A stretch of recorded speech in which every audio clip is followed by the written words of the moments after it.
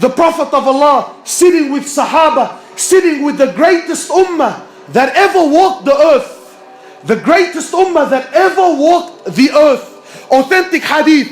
And this is my opinion, or the opinion of the ulama and the mashayikh. Allah sends down Quran speaking about Sahaba. He says, I am pleased with them and they are pleased with me.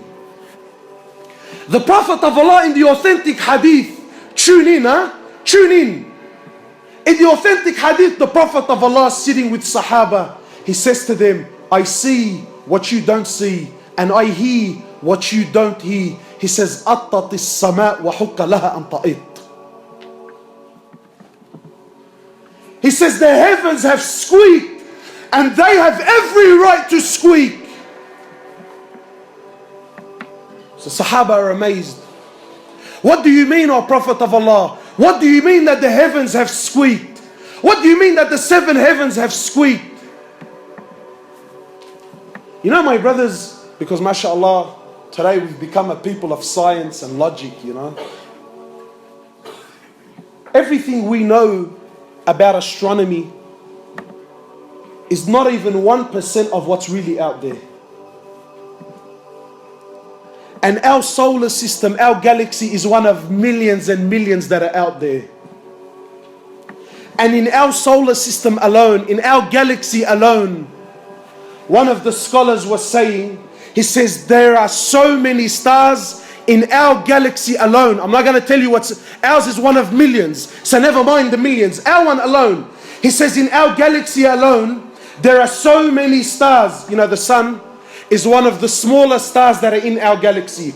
And the sun alone is millions and millions of times bigger than the earth. So the scholar is saying, if we were given 1 second to name every single star that is in our galaxy, you ready for this? You will need 300 trillion years and you wouldn't name every star that is in our galaxy.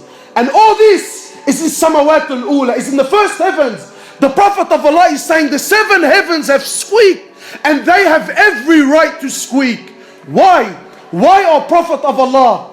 Why have they squeaked? You know, sometimes you put a lot of weight onto something, so it starts making noise, it starts giving way because it can't carry the load.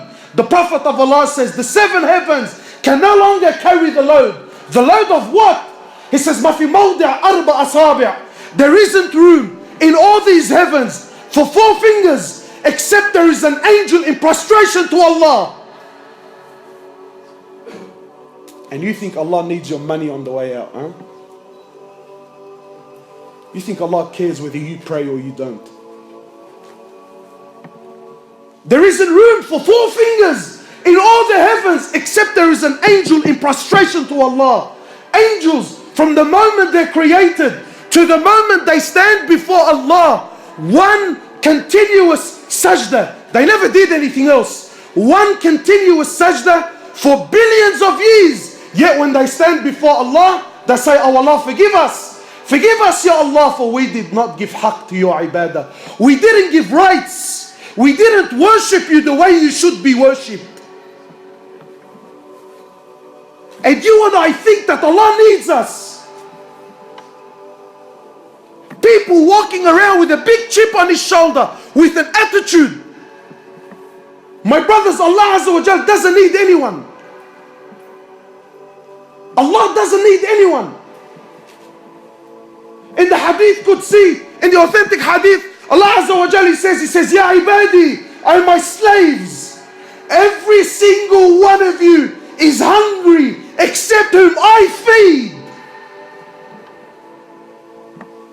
Every one of you is hungry except whom I feed.